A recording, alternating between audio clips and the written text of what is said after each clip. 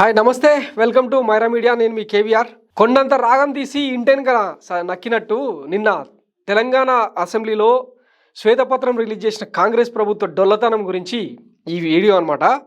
సభ సాక్షిగా రాష్ట్ర ప్రజల్ని తప్పుదోవ పట్టించే కథనాలు, లెక్కలను ముందు పెట్టి ఆడిడేరుకు వచ్చిన లెక్కలతోన మభ్యపెట్టి 6 గ్యారెంటీలను అమలు చేయలేం, ఇంత అప్పు ఉంది, రాష్ట్ర ప్రజల మీద ఇంత అప్పు భారం మోపారు గత ప్రభుత్వం, 6 గ్యారెంటీలు అమలు చేయడానికి కొంత టైం కావాలని ఒక సమర్థనీయ లాంటి వైట్ పేపర్ని రిలీజ్ చేయడం మినహా కాంగ్రెస్ నేతలు చేసిందేం లేదన్నది రాజకీయ వర్గాల్లో వినిపిస్తున్నమాట.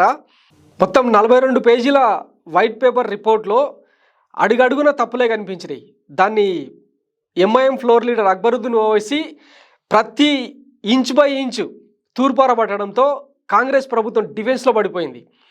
సాక్షాత్తు అంటే శాసనసభ వ్యవహారాల శాఖ మంత్రి దుద్దిల శ్రీధర్ బాబు తమను తాము డిఫెండ్ చేసుకునే క్రమంలో వైట్ పేపర్లో సూచించిన అంకెలన్నీ ప్రస్తుతానికి వాస్తవం కాకపోవచ్చు, కొన్ని సవరణలు ఉన్నాయి, పునఃసమీక్షిస్తాం, కాకపోతే ఈ అప్పుల లెక్కలను రాష్ట్ర ప్రజల ముందు పెట్టాలన్న ఉద్దేశంతోనే తప్ప రాష్ట్ర పరువును కానీ ప్రతిష్టను కానీ తీసే ఉద్దేశం తమకు లేదని చెప్పి ఆయన వివరణ ఇచ్చుకోవాల్సిన పరిస్థితిలో అక్బరుద్దీన్ ఓవైసీ బ్యాటింగ్ చేశాడు.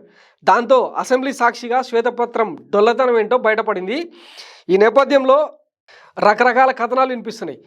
ఈవెన్ వాళ్ళ శ్వేతపత్రంలోనే కీన్గా అబ్జర్వ్ చేస్తే 13వ పేజీలో 6,12,343 కోట్లుగా తెలంగాణ అప్పును చూపించారు. అదే లెక్క 41వ పేజీకి మారేసరికి 6,71,757 కోట్లుగా మారింది. మరి ఈ 54,414 కోట్లు ఏమైనట్టు? కాకి లెక్కలు అనుకోవాలా? అంటే వాళ్ళు ఇచ్చిన శ్వేతపత్రంలోనే ఇంత దిక్కుమాలిన అంకెల గారడీ జరిగిందని సూచిస్తుందన్నమాట ఈ లెక్క.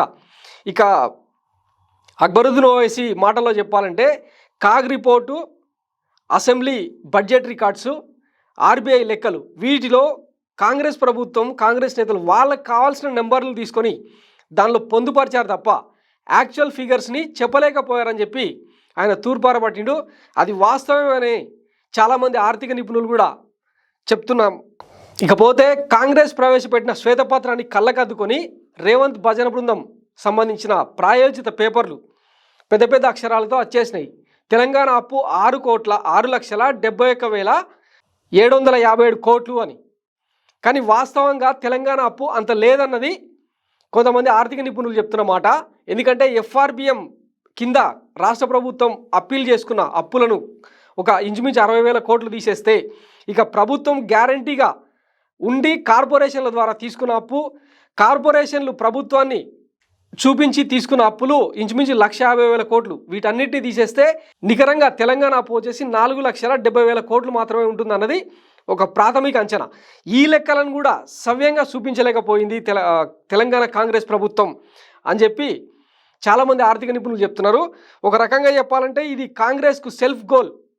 ఎందుకంటే స్టార్టింగ్ డేస్లోనే ప్రభుత్వం ఏర్పడి మహా అయితే 2 వారాలు కూడా కాలేదు, ఇంతలోనే అంటే గత ప్రభుత్వ తప్పులను ఎత్తు చూపించే క్రమంలో తెలంగాణ పరువు బజార్ను పెట్టి, అంటే తెలంగాణ ఆర్థిక వ్యవస్థ దివాలా తీసింది అని చూపించే క్రమంలో కొత్తగా అప్పులు పుట్టకుండా, కేంద్రం నుంచి రావాల్సిన నిధులు రానియకుండా వీళ్ళే సెల్ఫ్ గోల్ చేసుకున్నారేమో అన్న అంతర్మథనం కాంగ్రెస్ పార్టీలోనే జరుగుతోంది.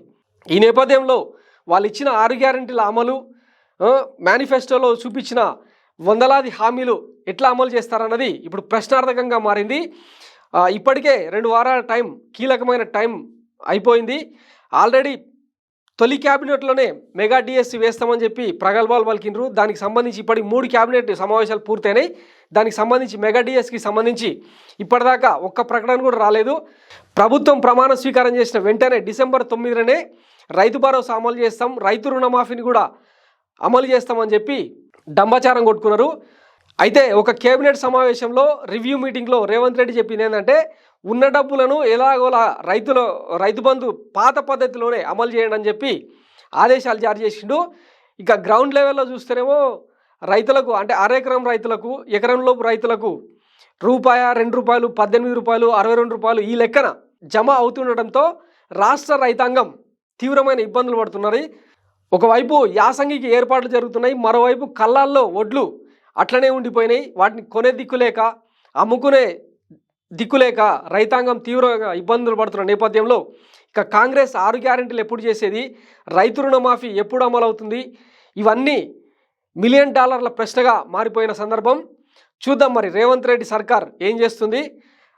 3 నెలలలోపు అంటే 100 రోజుల్లోనే 6 గ్యారెంటీలకు సంబంధించిన చట్టబద్ధత కల్పిస్తాం, వాటిని ఖచ్చితంగా అమలు చేస్తామని చెప్పి గతంలో మల్లు భట్టి విక్రమార్క ఓ టీవీ ఛానల్లో చెప్పడం జరిగింది. రాష్ట్ర ఆర్థిక పరిస్థితి మొత్తం మాకు తెలుసు, అయినా సరే మేము ఇచ్చిన 6 గ్యారెంటీలను ఎట్లా అమలు చేయాలో మాకు ఒక క్లారిటీ ఉందని చెప్పి ఆయన ఘంటాపదంగా చెప్పిన సందర్భంలో మరి ఇప్పుడు ఈ శ్వేతపత్రం ద్వారా తెలంగాణ ప్రజలకు ఈ కాంగ్రెస్ ప్రభుత్వం ఏం సందేశం ఇవ్వదలుచుకున్నది అన్నది ఆసక్తికరంగా మారింది. Thank you for watching Myra media.